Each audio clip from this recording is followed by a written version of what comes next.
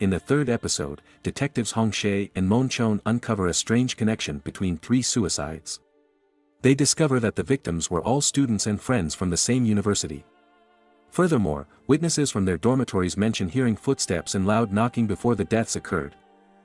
As the detectives delve deeper into the case, they learn about a missing girl named Lee Tae-yong, who was friends with the deceased students.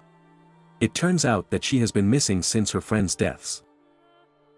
Meanwhile, Hae-sang and San-young visit an urbanized town called Jangjinri.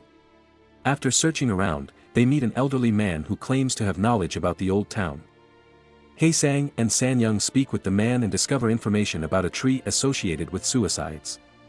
In addition, San-young realizes that the man's younger brother knew her late father. To gather more information, she learns about the man's late brother's granddaughter, who happens to be Lee Tae-yong. Now, Hae-sang, San-young, and the detectives are all searching for the same girl, but they uncover different truths. When the 4 of them meet at Tae-yong's residence, Hae-sang and San-young see the shadow of the suicide tree looming over a building with 3 hanging corpses. This indicates that Tae-yong is not the 4th victim. The detectives, who don't believe in ghost theories, conclude that Tae-yong must have run away for some reason. Later, Hae-sang visits Tae-yong's grandparents and receives a picture of the suicide tree. Meanwhile, San-young goes to the cafe where Tae-yong used to work. The owner and staff there try to persuade her to borrow money, but she refuses and leaves.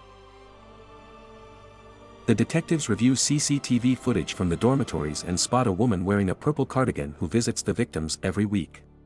The hostel owner identifies her as Tae-yong. The detectives then meet with Tae-yong's grandparents and learn about her debt. It turns out Tae-yong borrowed money from the cafe owner, who increased the interest rate and put pressure on her. This led her to seek refuge with her grandparents. Meanwhile, San-young returns to the cafe and discovers the fraudulent loan activity. She is violently confronted by the owner. San-young manages to escape and calls Hae-sang, informing him about the scam and the danger Tae-yong is facing. At the right moment, Hae-sang arrives at Tae-yong's grandparents' place and rescues her from the cafe staff. It turns out that the staff member had been pretending to be the woman visiting the victims and had been assaulting them.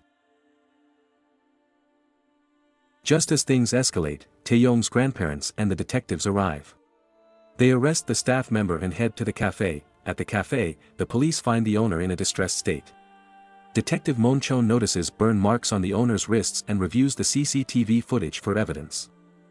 They discover a disturbing scene of San-young smiling menacingly at the cafe owner, who seems to be harming himself inexplicably.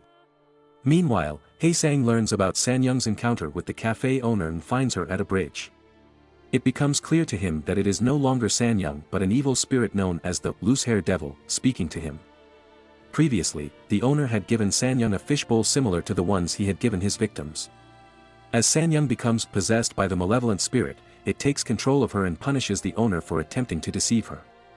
The detectives are puzzled as to why San-young is present at every deadly location, but Hae-sang understands that the evil spirit's mission is to harm those who have hurt San-young.